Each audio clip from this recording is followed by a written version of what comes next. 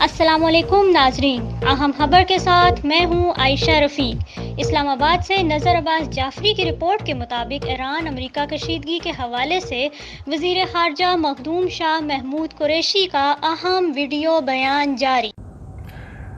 مشرق وسطیٰ عرصہ دراز سے کشیدگی کا شکار ہے اور 3 جنوری کے واقعات اور پھر 8 جنوری کو صبح اس کا جو رد عمل آیا اس نے کشیدگی میں اضافہ کیا ہے۔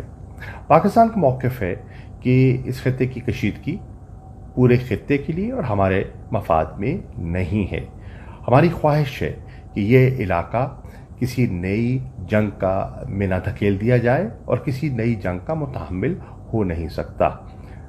چنانچہ پاکستان کی کوشش رہی ہے اور ہم اپنی کوششیں جاری رکھیں گے کہ ہم معاملات کو ٹھنڈا کریں، معاملات کو سلجھانے کی کوشش کریں اور معاملات کو ڈیفیوز کریں، ڈی ایسکیلیشن کی طرف آگے بڑھیں۔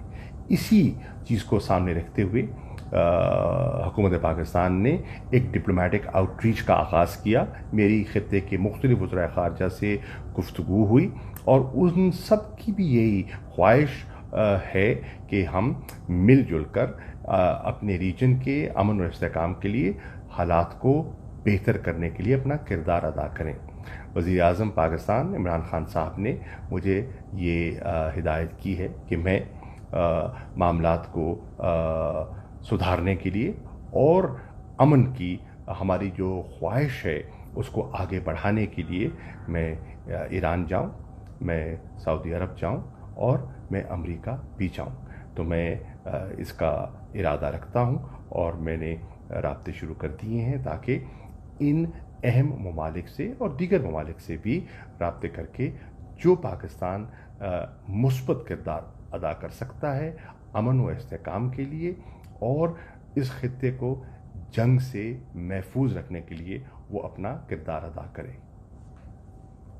Subscribe to our channel, clicking subscribe button and bell icon.